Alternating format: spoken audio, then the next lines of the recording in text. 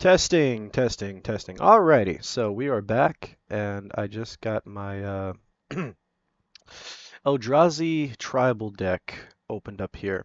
And you might ask, why Eldrazi? Well, I don't know, man. I was a really big fan of like the Cthulhu demon-esque different interdimensional creature alien thing that Eldrazi had to offer. This was my first deck. And I slowly realized how bad it was, so made slight adjustments here and there, because I realized that I was going for Tron and I was going for like big monsters without really realizing it in the beginning.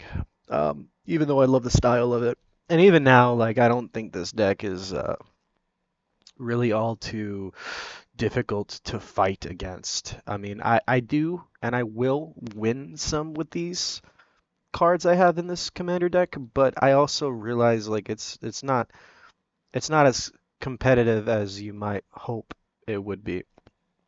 And I've seen some Eldrazi decks that are way better than mine, but this is really fun. It's got really good cards, so give it a chance. All right. Now, the commander is one of the only cards that isn't Eldrazi, but he's a shapeshifter, changeling.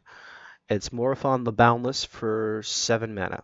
Now, why do I have him? I have him because of Wooburg. Now, as Morophon the Boundless enters the battlefield, choose a creature type. You're going to choose Eldrazi. Spells of the chosen type you cast cost mana value less to cast. This effect reduces only the amount of colored mana you pay. Other creatures you control of the chosen type get +1/+1. He's really good for Eldrazi in that sense. Um, Now, I should probably go ahead and show you Joda. If you don't know this, he has flying. He's a human wizard. He's another non-Eldrazi card. But if you look at it, you may pay the mana cost rather than pay the mana cost for the spells that you cast.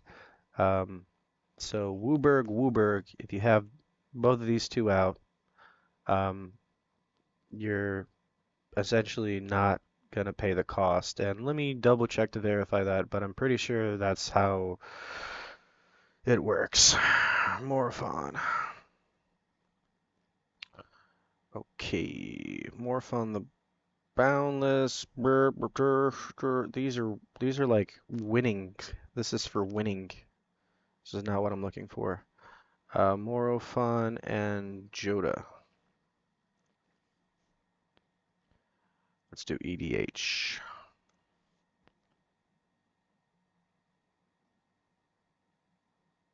There we go.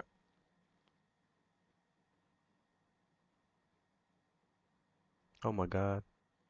Oh my God. Okay, but yeah, so um mhm.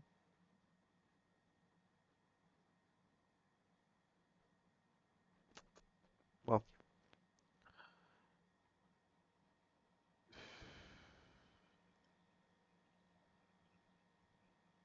okay, whatever. Well, anyway, um how do I explain this?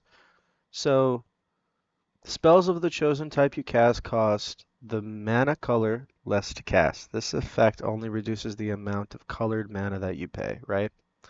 Now, when I go to Joda, if I can find him, one day over the rainbow. Um, someday over the rainbow. That's not even the words you're supposed to be saying, bro. What are you doing right now? Okay, there we go. Um, okay. This tells you that you can pay the colored mana instead of paying the number cost. Morphon tells you to pay the number cost instead of the color cost. If you have both of these on the battlefield at the same time, you don't pay anything for any creature that you, or any spell that you are essentially putting on the field. Now, a more skilled magic tactician, if that's a term, will already understand this. So the moment that he sees both of these go down on the field, you're gonna basically have a red flag, you know. But if there's nothing that they can do, there's nothing that they can do, and you're just gonna cast spells for free. That's why I have Joda in here with Morophon. Anyway, Karn Liberated, very Tronzy. Tron, +4, target player exiles a card. Let me see if I can zoom in on that real quick. Let me see if I can zoom in on that. Yeah. Um, he exiles a card from his or her hand, target player. So for the +4, that's really strong. -3, exile target permanent. Any permanent. Awesome. -14, restart the game, leaving in exile all non-aura permanent cards exiled with card liberated, and then put those cards into the battlefield under your control. I've never even been able to use that -14, but just having him on the field is a big bonus, and it's a strength. Nicol Bolas, Dragon God. I don't have this copy. I have a different version of it, but it's still beautiful. Nicol Bolas, the Dragon God, has all loyalty abilities of all other planeswalkers on the battlefield. For a +1, you draw a card. Each opponent exiles a card from their hand or permanent they control. Destroy target creature or planeswalker for a -3, and then a -8. Each opponent who doesn't have a legendary creature or planeswalker loses the game. Do, do, do, do, do, do. I need to double check. Yeah, yeah, I have the same one. The art's different. That's why I'm like, mm.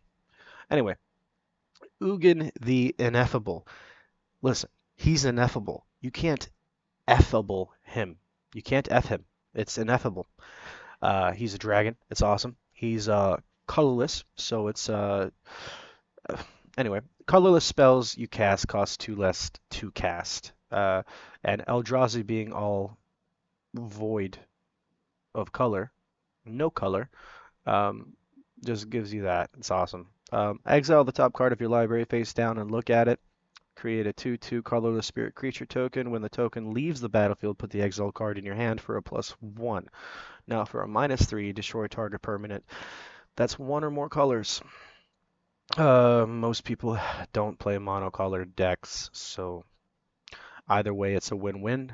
Um, I'm really using him for that 2 less to cast situation, if you get my drift. Okay, now that we've got that, let's go down the creatures. Artisan of Kozilek, 9 cost. When you cast a spell, you may return target creature card from your graveyard to the battlefield. He also has Annihilator 2. Whenever this creature attacks, defending player sacrifices 2 permanents. If you can get this guy out there, it'll decimate. It's got 10 power and 9 toughness. Uh, so, yeah, yeah, I think that's what it calls. But it's a 10 attack, bro. It's a 10 attack. Just take it.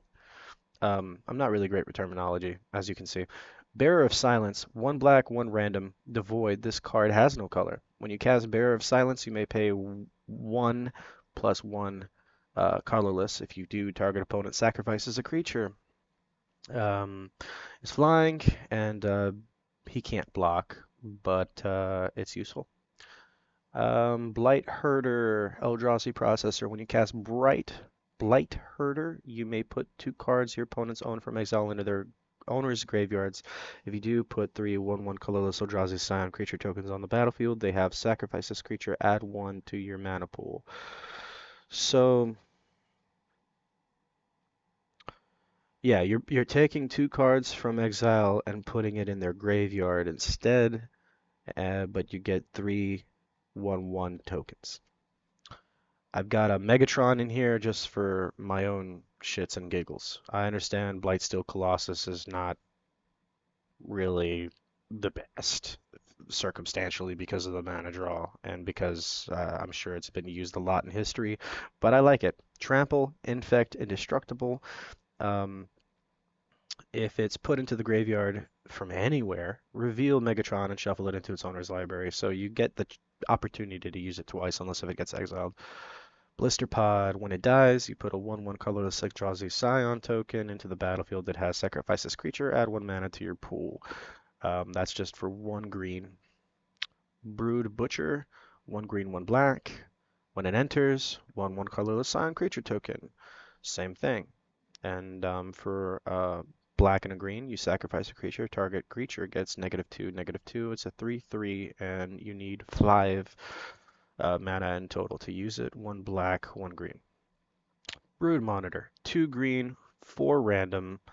Um, when Brood Monitor enters the battlefield, put 3/1/1 colorless Eldrazi Scion creature tokens on the battlefield.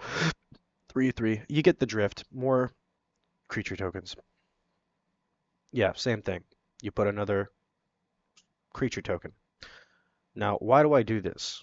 You might be asking me. Why am I putting so many cards that create more uh, Scion creature tokens?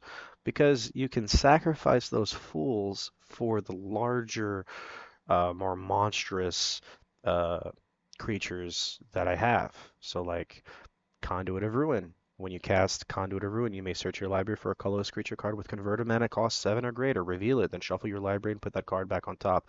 The first creature spell you cast each turn costs 2 less to cast. 6 draw, very useful. Now we're in a big boy. This is Desolation Twin. All right, when you cast Desolation Twin, you put a 10/10 colorless Eldrazi creature token onto the battlefield right next to him. So you got 2 of these big boys.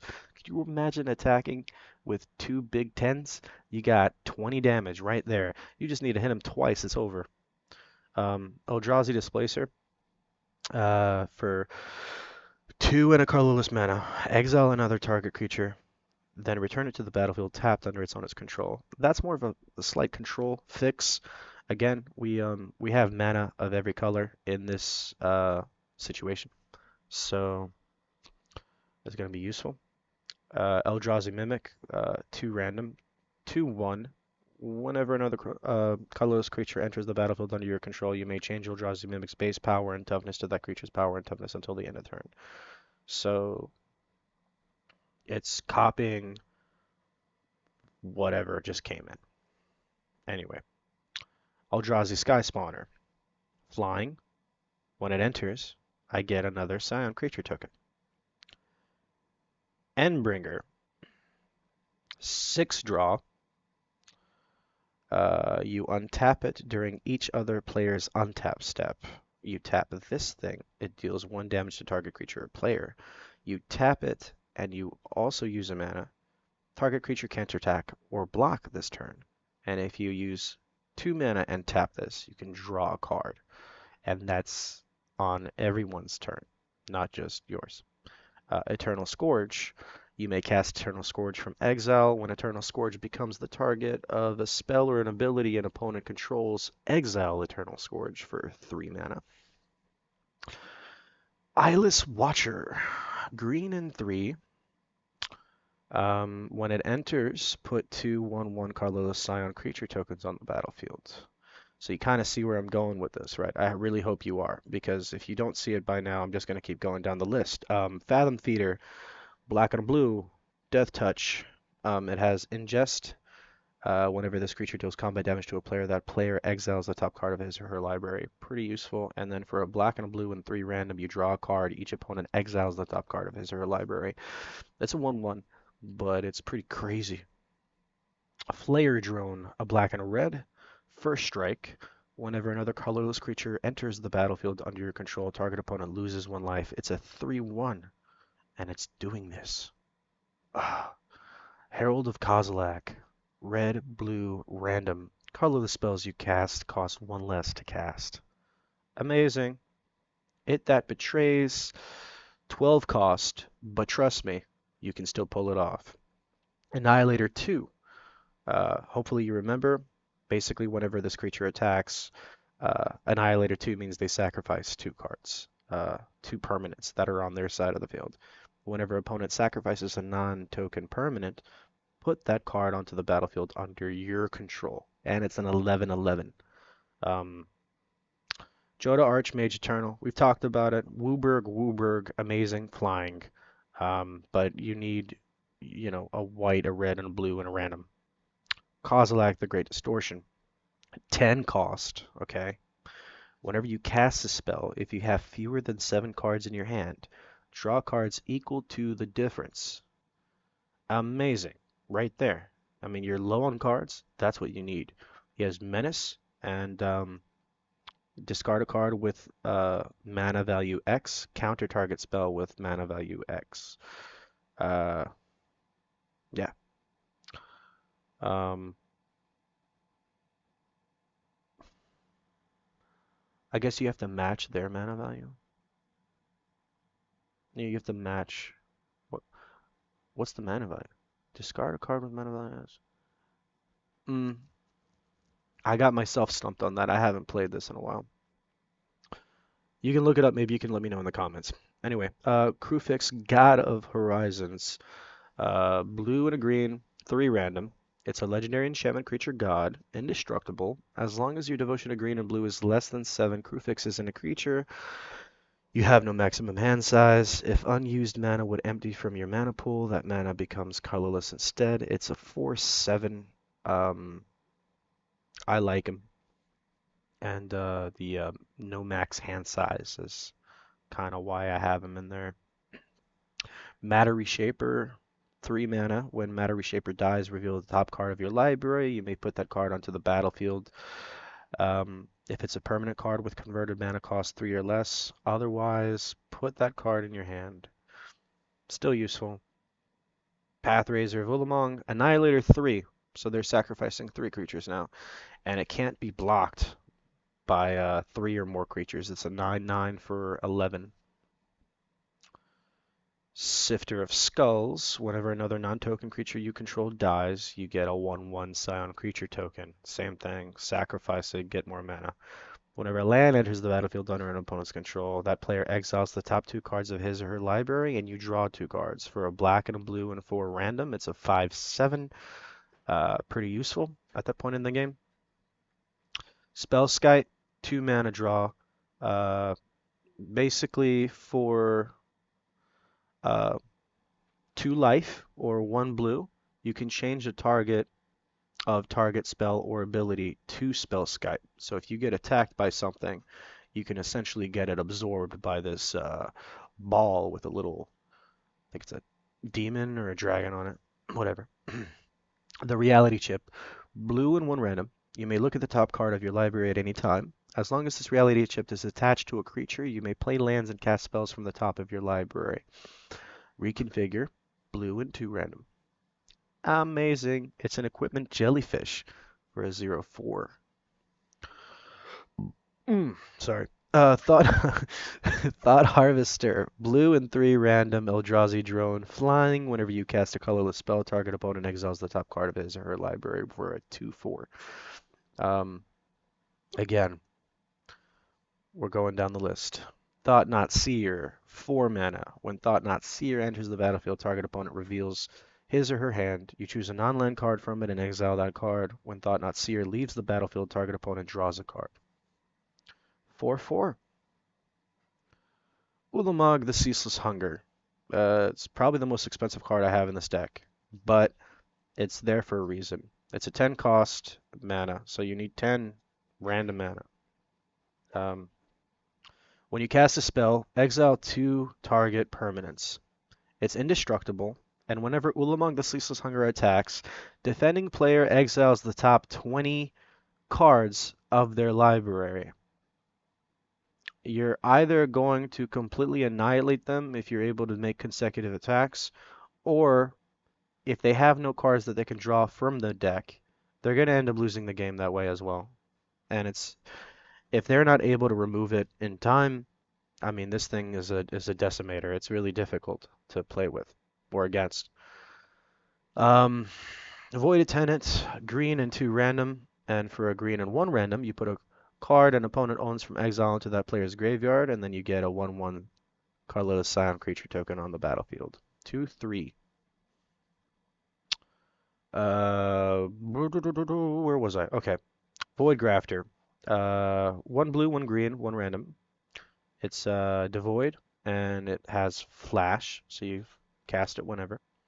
When Void Grafter enters the battlefield, another target creature you control gains hexproof until end of turn for and it's a 2/4 power and toughness. Void Winnower, 9 random, right? But it's an 11/9, and your opponents can't cast spells with even converted mana cost. 0 is also even. So, the way that works is if a creature or an artifact or whatever it is that they want to cast on their side of the field requires 4, like it all adds up to 4, they're not going to be able to with this thing on the battlefield. It'll just prevent anything that's even. And actually, there's an astounding number of cards that are even that are also useful. So, yeah, Void Winnower is a really good card to have in your Eldrazi Tribal. World Breaker. When you cast a spell, exile target artifact, enchantment, or land. It has reach. For 3 random, you can sacrifice a land, return the World Breaker from your graveyard to your hand. It's 1 green and 6 random for a 5/7. So a lot of good, hard-hitting stuff. A lot of it requires a lot of high mana, which is probably why I don't win as much, but I love it. If I can get away with it, I will play it. Anyway, all is dust. All is dust. Each player sacrifices all colored permanents he or she controls for 7. Diabolic Tutor. I'm sure you understand what this is, but for 2 black and 2 random, you can search your library for a card and put that into your hand and then shuffle your library. Kurtar's Wrath. Destroy all creatures that can't be regenerated. If 7 or more cards are in your graveyard, instead destroy all creatures, then create 2 1/1 white creature tokens with flying. Um, yeah, it's nice. Board wipe. Anyway, Lay of the Land, 1 green. Search your library for a basic land card, reveal it, put it in your hand, then shuffle. That's if you need 1 red or 1 whatever, because there's so many different color variations in this. This is just helpful if you do have that ability. Soul Transfer, 2 black, 1 random. Choose 1. If you control an artifact and an enchantment as you cast the spell, you may choose both. The first one says exile target creature or planeswalker. The second one says return target or planeswalker card from your graveyard to your hand. 2 black, 1 random. I think it's personally useful, especially with the planeswalkers I have chosen to put in my Eldrazi tribal deck. So that's kind of why I have it. But as well, if you just happen to have an artifact or an enchantment, you can also take out their planeswalker, which is why I have that. Um, Arcane Denial. Counter target spell. That spell's caster may drop to 2 cards at the beginning of the next turn's upkeep. It's just to stop them from doing whatever it is they're trying to do in that moment. Same thing. Cancel. It's another counter spell. 2 blue, 1 random. Disbark. Black and a white. Exile target permanent with mana value 4 or greater. That's if they're starting to come up with something big as well. Spell burst. It's a blue with the X variable. Buyback is 3. Counter target spell with converted mana cost X. Okay. Buyback is 3. If you do buyback while you're doing this, you can keep using this. Spell Shrivel. Blue and 2 random. Counter target spell unless its controller pays 4 mana. If that spell is countered this way, exile it instead of putting it into its owner's graveyard. Um,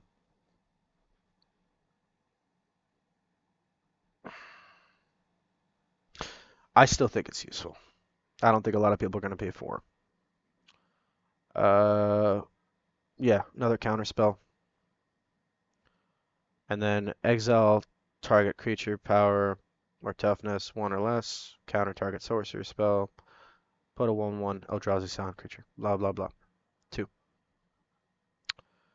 Okay, down to the artifacts. I got 12 here. Um, Add 1 mana of any color in your commander's color identity. Which now that yeah, so it's all the colors. All the colors. Basalt Monolith. And yeah, so Basalt Monolith will stop moving. Basalt Monolith doesn't untap during your untap step. You tap this, it gives you 3, and then for 3, you can untap it. Rings of Bright Hearth. Whenever you activate an ability, if it isn't a mana ability, you may pay 2. If you do copy that ability, you may choose new targets for the ability. If I remember correctly, Basalt Monolith and Rings of Brightheart um, are two artifacts that will essentially give you, am I remembering that correctly? Infinite mana? We can check that after I'm done looking. But Chromatic Lantern, lands you control have tap, add one mana of any color. This fixes everything with, I mean, the problem with the deck. If you can get this card, it fixes everything. Darksteel Ingot, add one mana of any color. It's also indestructible. It's 3. For basically Wooburg, remove target permanent from the game with Legacy Weapon. Legacy Weapon costs 7 mana. I've had a very difficult time ever actually being able to play Legacy Weapon, but uh, the handful of times, maybe less than a handful, maybe like 3 or 4 times I've actually done it, it's uh, it's a game changer. I mean, it'll break the game. Lotus Blossom, right? 2 mana. At the beginning of your upkeep, you may put a petal counter on Lotus Blossom. When you're ready to tap it and sacrifice it, you add X mana of any color, where X is the number of petal counters on Lotus Blossom. This is something great that you can use if you get it in the beginning of the game. Mox Amber, 0 cost, add 1 mana of any color amongst legendary creatures and planeswalkers you control. Self-explanatory. Mystic Forge, 4 mana, you may look at the top card of your library at any time. You may cast artifact spells and cardless spells from the top of your library. For 4 mana, you're yeah, if I'm reading this right, yeah, you're gonna win with this. Soul Ring, of course. Tarmod's Crypt, my Graveyard Hate, and then Urza's Incubator. Creature spells of the chosen type cost 2 less to cast. Of course, my creature type is going to be Eldrazi in this situation, which is why all of these cards together in combination with each other work pretty efficiently. Now let's double check, but I'm pretty sure Basalt Monolith and Rings of Brightheart are the 2 cards I'm talking about. Come on, Basalt. Yeah, infinite colorless mana right here. So yeah, the steps are written down here. You activate Basalt's Monolith's first ability by tapping it and adding 3 mana. You activate Basalt Monolith's last ability by paying 3 mana. Rings of Brightheart triggers, causing you to pay 2 mana to copy Basalt Monolith's last ability. Resolve the copy of Basalt Monolith's last ability, untapping it, and then you activate Basalt's first ability by tapping it and then adding 3 mana, resolving the ability from step 2 and untapping it and repeating, causing you to have as much magical potential energy that you would want to cast whatever you have left in your hand at that point because you're a ridiculous OP wizard. Oh, and then this one enchantment. The first creature spell you cast each turn costs 2 less to cast. Whenever an opponent casts their first non-creature spell each turn, Shadow in the Warp deals 2 damage to that player. It's a green and a red with 1 random. I think I remember getting that from the Phyrexian box, if I remember correctly. And I don't even think it was like a booster box. I think it was a draft. But, okay. As far as mana is concerned, I got Bloodfell Caves, Command Tower, Crystal Grotto, uh, okay, Dreamroot Cascade, cool. Eldrazi Temple's really good for your Eldrazi deck.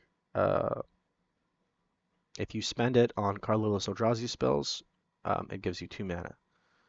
Now, I've got 2 forests, 3 islands. I've got a Jungle Hollow, Mossfire Valley, got 3 mountains, overgrown farmland, 5 plains, Sanctum of Ugin.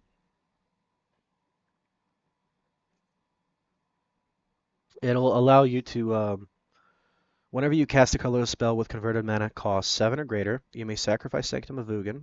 If you do, search your library for a colorless creature card, reveal it, and put it into your hand. Then shuffle your library. I am jumbling up just words right now. Okay. Shrine of the Forsaken Gods. Tap to add one, and then tap to add two if it's a colorless spell. Very useful in this. I've got four swamps. Temple of the False God.